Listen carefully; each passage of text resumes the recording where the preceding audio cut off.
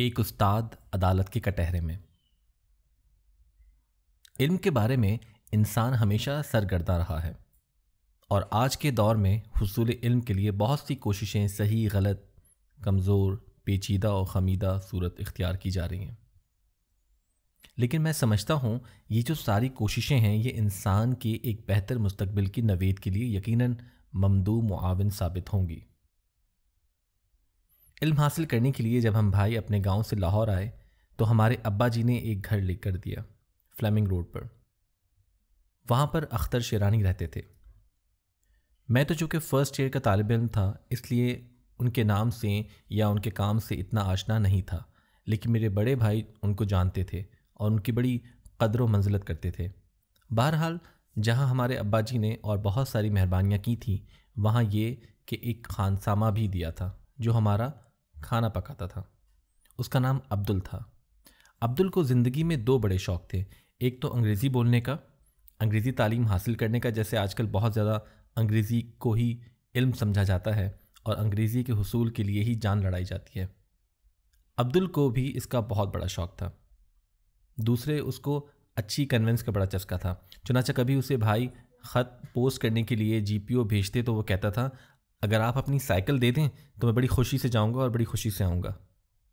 ان کی سائیکل کے قریب سے جب ہم گزرتے تھے سلام کر کے، لیکن ہم نے بھی اسے کبھی ہاتھ نہیں لگایا تھا، تو عبدل پر وہ کبھی مہربان ضرور ہوتے تھے اور وہ سائیکل لے کر ان کا خط پوسٹ کرنے کے لیے فلیمنگ روڈ سے جی پی او جاتا تھا اور میرے حساب کے مطابق 4-4.5 منٹ میں واپس آ جاتا تھا، اور اس حالت میں سانس اس کی پھولی ہوئی اور ماتھے پر پسینہ ہوتا تھا۔ میں اس کی مستعدی سے بہت خوش تھا کہ یہ جو اپنی وہیکل ہے اس کو اتنے شوق سے اور اتنی مستعدی سے استعمال کرتا ہے۔ ایک مرتبہ اتفاق ایسا ہوا کہ میں نے دیکھا بازار میں وہ واپس آ رہا تھا جی پی او سے خط پوسٹ کر کے۔ اس طرح کے سائیکل کا ہینڈل اس نے ہاتھ میں پکڑا ہوا ہے اور اس کے ساتھ بڑی تیزی سے بھاگتا ہوا آ رہا تھا۔ اس کے اوپر سوار نہیں تھا، تو میں نے اسے روک لیا۔ میں نے کہا عبدل یہ کیا؟ کہنے لگا میں بھائی جی کا خط دینے آیا تھا، بس واپس آ رہا ہوں۔ میں نے کہا تو سائیکل لے کر گیا تھا؟ کہنے لگا ہاں جی۔ تو میں نے کہا اس پر سوار کیوں نہیں ہوا؟ کہنے لگا عزت کی خاطر لے کر جاتا ہوں، سائیکل مجھے چلانی نہیں آتی۔ تو آج بھی تقریباً ہمارا معاملہ عبدل جیسا ہی ہے۔ دوسرے اس کو جب چھٹی ملتی تھی وہ انگریزی فلم دیکھنے جاتا تھا۔ مال روڈ پر یہاں 2 سینما تھے جن میں انگریزی فلم لگتی تھی۔ اس کو اس کی بڑی دیوانگی تھی، انگریزی سیکھنے کا چسکا اور انگریزی سیکھنے کی لگن۔ آج ہی نہیں اس وقت بھی بہت زیادہ تھی۔ تو جب وہ فلم دیکھ کے آتا تھا تو میرے بھائی پوچھتے کیسی تھی؟ کہتا بہت کمال کی تھی، اس میں ایک مس تھی، وہ تیرتی بہت اچھا تھی، ویری بیوٹی۔ لیکن وہ فلمیں دیکھ دیکھ کے اندازے لگاتا مگر اس میں اتنی استعداد نہیں تھی کہ سمجھ سکتا۔ کوئی لفظ اسے انگریزی کا سمجھ نہیں آتا تھا، نہ ہی وہ اس کا تلفظ ادا کر سکتا تھا، نہ ہی اس کو بیان کر سکتا تھا۔ لیکن ایک دن میرے بھائی نے پوچھا کہ تو اتنا وقت ضائع کرتا ہے، اتنے پیسے ضائع کرتا ہے اور اس توجہ اور لگن کے ساتھ اپنی زندگی مستغرق کی ہوئی ہے، اگر تو مجھے انگریزی کے 4 حرف بتا دے، پورے 4 الفاظ، تو میں تمہیں پورا 1 روپیہ دوں گا۔ تو اس نے کہا کہ میٹرو گولڈ 1 میئر۔ انہوں نے کہا یہ تو 4 نہیں ہوئے، 3 ہوئے ہیں۔ کہنے لگا اوہ، چوتھا بھی اس نے ادا کر دیا۔ تو وہ انگریزی جو جانتا تھا وہ اس کی قسم کی تھی۔ اب بھی ہم کوشش کر رہے ہیں اور انگریزی کے اندر کچھ ایسے ہی پھنسے ہوئے ہیں، شیر کی بھوگی مارتے ہیں، انگریزی چلتی نہیں۔ یہ تو تھی بات جو برسبیل تذکرہ آ گئی۔ میرا آج کا جو موضوع تھا وہ بتانا نہیں چاہتا تھا۔ پروفیسر صاحب یہاں آج تشریف فرما ہیں۔ جس زمانے میں میں روم میں لیکچرار تھا، روم یونیورسٹی میں، اور میں سب سے ینگسٹ پروفیسر تھا، دوپہر کے وقت ریڈیو اسٹیشن پر مجھے اردو براڈ کاسٹنگ کرنی پڑتی تھی۔ لوٹ کے آ رہا تھا تو خواتین و حضرات روم میں دوپہر کے وقت سب لوگ قیلولہ کرتے تھے، 4 بجے تک سوتے تھے، اور روم کی سڑکیں تقریباً خالی ہوتی تھیں، اور کارپوریشن نے یہ انتظام کر رکھا تھا کہ وہ وہاں پر پانی کے حوض لگا کر سڑکیں دھوتے تھے، اور شام تک سڑکیں ٹھنڈی بھی ہو جاتی ہیں، خوشگوار بھی ہو جاتی ہیں، صاف بھی ہو جاتی ہیں۔ تو وہ سڑکوں کو دھو رہے تھے، اکا دکا کوئی ٹریفک سواری آ جا رہی تھی تو میں اپنی گاڑی چلاتا ہوا جا رہا تھا۔ اب دیکھیے کہ انسان کے ساتھ ساتھ ایک دیسی مزاج چلتا ہے، آدمی کہیں بھی چلا جائے۔ تو میں گاڑی چلا رہا تھا، میں نے دیکھا کہ گول دائرہ ہے، اس کے اوپر سے میں چکر کاٹ کے آؤں گا، پھر میں اپنے گھر کی طرف مڑوں گا، تو یہ بڑی بیہودہ بات ہے، بیچ میں سے چلتے ہیں۔ اس وقت کون دیکھتا ہے؟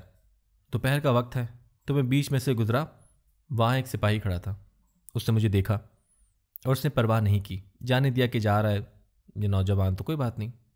جب میں نے دیکھا شیشے میں سے گردن گھما کے، مجھے تھوڑا سا یاد پڑتا ہے، میں تنزن مسکرایا کچھ اپنی کامیابی کے اوپر۔ میں نے خوشی منانے کے لیے ایک مسکراہٹ کا پھول اس کی طرف پھینکا۔ جب اس نے یہ دیکھا کہ اس نے میری یہ عزت کی ہے تو اس نے سیٹی بجا کے روک لیا۔ اب وہاں پر سیٹی بجانا موت کے برابر تھی، اور رکنا بھی۔ میں رکا، وہ آ گیا، آ کے کھڑا ہو گیا، پہلے سلوٹ کیا۔ ولایت میں رواج ہے کہ جب بھی آپ کا چالان کرتے ہیں، آپ کو پکڑنا ہوتا ہے تو سب سے پہلے آ کر سلوٹ مارتے ہیں۔ تو اس نے کھڑے ہو کر سلوٹ مارا۔ اب میں اندر تھر تھر کانپ رہا تھا۔ شیشہ میں نے نیچے کیا تو مجھے کہنے لگا کہ آپ کا لائسنس؟ تو میں نے اس سے کہا کہ میں زبان نہیں جانتا۔ اس نے کہا چنگی بھلی بول رہے ہو؟ میں نے کہا میں نہیں جانتا، تم ایسے ہی جھوٹ بول رہے ہو، میں تو نہیں جانتا ہوں۔ اس نے کہا نہیں، آپ لائسنس دیں۔ تو میں نے کہا فرض کریں جس کے پاس اس کا لائسنس نہ ہو تو پھر وہ کیا کرے؟ اس نے کہا کوئی بات نہیں، میں آپ کا چالان کر دیتا ہوں، پرچی پھاڑ کے تو آپ لے جائیں اور جرمانہ جمع کروا دیں۔ میں تو ایسے ہی مانگ رہا تھا۔ میں نے کہا مجھ سے غلطی ہو گئی۔ اس نے مسکراتے ہوئے کہا غلطی ہو گئی تھی تو چلے جاتے۔ اس نے بغیر مجھ سے پوچھے کاپی نکالی اور چالان کر دیا، اور چالان بھی بڑا سخت، 12 آنے جرمانہ۔ میں نے لے لی پرچی۔ میں نے کہا میں اس کو لے کر کیا کروں؟ اس نے کہا اپنے کسی بھی قریبی ڈاک خانے میں منی آرڈر کی کھڑکی پر جمع کروا دیں، بس وہاں کچہری نہیں جانا پڑتا، دھکے نہیں کھانے پڑتے، بس آپ کا جرمانہ ہو گیا، آپ ڈاک خانے میں دیں گے تو بس۔ میں جب چالان کروا کے گھر آ گیا تو میں نے اپنی لینڈ لیڈی سے کہا میرا چالان ہو گیا۔ کہنے لگی آپ کا؟ میں نے کہا میں کیا کروں؟ اب ان کو ایسے لگا ہمارے گھر میں جیسے ایک بڑا مجرم رہتا ہے، اور اس نے اپنی بیٹی کو بتایا کہ پروفیسر کا چالان ہو گیا ہے۔ ایک بڈھی مائی تھی، ان کی ایک ساس تھی، اس کو بھی بتایا۔ سارے روتے ہوئے میرے پاس آ گئے۔ میں بڑا ڈرا کہ یا اللہ یہ کیا؟ کہنے لگے تو شریف آدمی لگتا تھا، اچھے خاندان کا، اچھے گھر کا لگتا تھا، ہم نے تجھے یہ کرائے پہ کمرہ بھی دیا ہوا ہے لیکن تو ویسا نہیں نکلا۔ خیر گھر خالی کرنے کو نہیں کہا۔ جو بڈھی مائی تھی ان کی ساس، اس نے کہا ہو تو گیا ہے برخوردار چالان، لیکن کسی سے ذکر نہ کرنا، محلے داری کا معاملہ ہے، اگر ان کو پتہ چل گیا کہ اس کا چالان ہو گیا ہے تو بڑی رسوائی ہوگی، لوگوں کو پتہ چلے گا۔ میں نے کہا نہیں، میں نہیں پتہ لگنے دوں گا۔ میری لاابالی طبیعت، 26 سال کی عمر تھی، چالان جیب میں ڈالا اور نکل گیا دوستوں سے ملنے۔ اگلے دن مجھے جمع کروانا تھا، بھول گیا، پھر سارا دن گزر گیا۔ اس سے اگلے دن مجھے اصولاً جمع کروا دینا چاہیے تھا، تو میں نے کپڑے بدلے تو اس پرانے کوٹ میں رہ گیا۔ شام کے وقت مجھے ایک تار ملا کہ محترمی جناب پروفیسر صاحب، فلاں فلاں مقام پر فلاں چوراہے پر آپ کا چالان کر دیا گیا تھا فلاں سپاہی نے، یہ نمبر ہے آپ کے چالان کا، آپ نے ابھی تک کہیں بھی چالان کے پیسے جمع نہیں کروائے، یہ بڑی حکم عدولی ہے، مہربانی فرما کر اسے جمع کروا دیں، آپ کی بڑی مہربانی ہوگی۔ تقریباً 21 روپے کا تار تھا۔ میں نے سارے لفظ گنے، مجھ سے یہ کوتاہی ہوئی کہ میں پھر بھول گیا، اور ان کا پھر ایک تار آیا، اگر آپ اب بھی رقم جمع نہیں کروائیں گے تو پھر ہمیں افسوس ہے کہ کورٹ میں پیش کر دینا پڑے گا۔ مجھ سے کوتاہی ہوئی، نہیں جا سکا۔ تب مجھے کورٹ سے ایک سمن آ گیا کہ فلاں تاریخ کو عدالت میں پیش ہو جائیں، اور یہ جو آپ نے حکم عدولی کی ہے، قانون توڑا ہے، اس کے بارے میں آپ سے پورا انصاف کیا جائے گا۔ ان کی بولی چونکہ رومن لا وہیں سے چلا ہے تو بڑی تفصیل کے ساتھ۔ اب میں ڈرا، میری سٹی گم ہو گئی، پریشان ہوا کہ اب میں دیار غیر میں ہوں، کوئی میرا حامی اور ناصر مددگار نہیں ہے، میں کس کو اپنا والی بناؤں گا؟ میرا ڈاکٹر تھا، ڈاکٹر بالدی اس کا نام تھا، نوجوان تھا۔ میں نے اس سے کہا مجھے وکیل کر دو۔ اس نے کہا میرا ایک دوست ہے، اس کے پاس چلتے ہیں۔ اس کے پاس گئے، اس نے کہا یہ تھوڑا سا پیچیدہ ہو جائے گا اگر میں گیا عدالت میں، بہتر یہی ہے پروفیسر صاحب جائیں اور جا کر خود فیس کریں، عدالت کی خدمت میں یہ عرض کریں کہ میں چونکہ اس قانون کو ٹھیک طرح سے نہیں جانتا تھا، میں یہاں پر ایک غیر ملکی ہوں، تو مجھے معافی دی جائے، میں ایسا آئندہ نہیں کروں گا۔ میں نے کہا ٹھیک ہے، چنانچہ میں ڈرتا ڈرتا چلا گیا۔ اگر آپ کو روم جانے کے اتفاق ہو تو پیلس آف جسٹس وہ رومن زمانے کا بہت بڑا وسیع و عریض ہے۔ اسے تلاش کرتے کرتے ہم اپنے جج صاحب کے کمرے میں پہنچے تو وہاں تشریف فرما تھے۔ مجھے ترتیب کے ساتھ بلایا گیا تو میں چلا گیا۔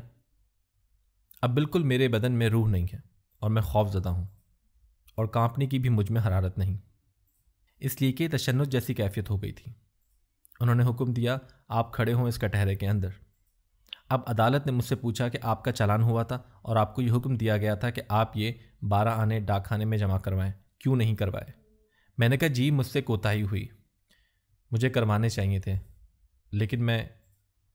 اس نے کہا کتنا وقت عملے کا ضائع ہوا، کتنا پولیس کا ہوا، اب کتنا جسٹس عدالت کا ہو رہا ہے، اور آپ کو اس بات کا احساس ہونا چاہیے تھا کہ ہم اس کے بارے میں آپ کو کڑی سزا دیں گے۔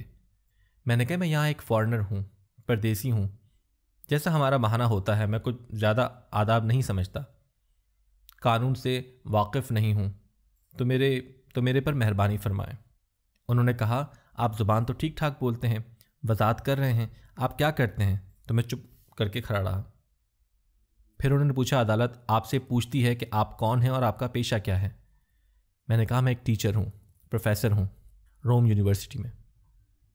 تو وہ جج صاحب کرسی کو سائڈ پر کر کے کھڑے ہو گئے اور اس نے اعلان کیا teacher in the court, teacher in the court, جیسے اعلان کیا جاتا ہے، اور وہ سارے اٹھ کر کھڑے ہو گئے۔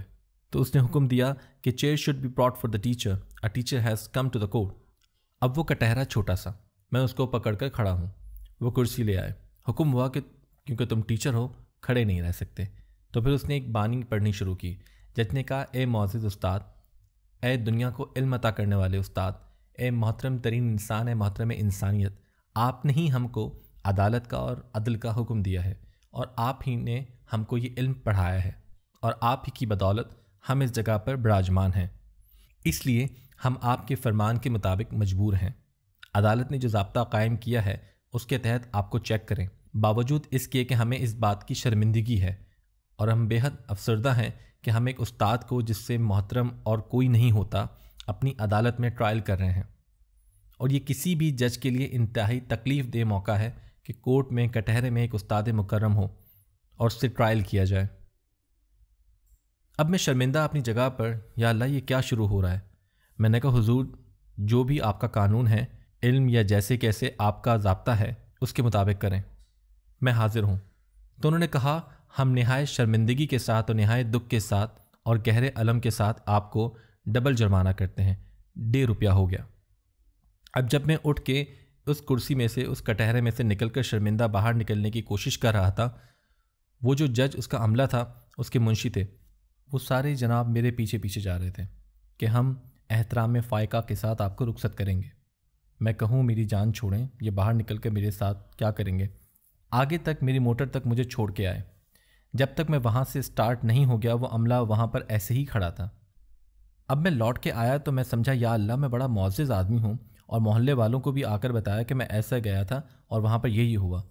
وہ بھی جناب، اور جو میری لینڈ لیڈی تھیں وہ بھی بڑی خوشی کے ساتھ محلے میں چوڑی ہو کے گھوم رہی تھی کہ دیکھو ہمارا یہ ٹیچر گیا اور کورٹ نے اتنی عزت کی، اس کی عزت افزائی ہوئی۔ تو میں یہ سمجھا کہ اس کے ساتھ ساتھ میری تنخواہ میں بھی اضافہ ہوگا۔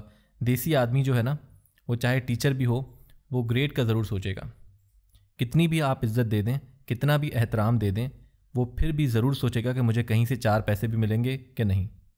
میں نے اپنے ریکٹر سے پوچھا تو اس نے کہا نہیں، تنخواہ یہاں پروفیسر کی اتنی ہی ہے جتنی تمہارے پاکستان میں ہے، وہ کوئی مالی طور پر اتنے بڑے نہیں ہیں، لیکن عزت کے اعتبار سے بہت بڑے ہیں، رتبہ ان کا بہت زیادہ ہے۔ اور کوئی شخص یہاں کوئی بیوروکریٹ ہو یا کوئی جج ہو، آپ نے دیکھ ہی لیا ہے، یہاں کا تاجر ہو، یہاں کا فیوڈل لارڈ ہو، وہ استاد کے رتبے کے پیچھے اسی طرح چلتا ہے جیسے روم کے دنوں میں غلام اپنے آقا کے پیچھے چلتے تھے۔ مالی طور پر وہ بھی بیچارے ہیں، یہی ان کا کمال ہے کہ مالی طور پر کمتر ہیں لیکن رتبے کے اعتبار سے بہت اونچے ہیں۔ جیسے سقراط جو تھا، وہ اپنے کھنڈروں میں اور فورم میں کھڑا ہو کے ننگے پاؤں بات کرتا تھا، لیکن اس کا احترام تھا، وہ کوئی امیر آدمی نہیں تھا۔ میرا باس کہا کرتا تھا، you have change your profession for a handful silver.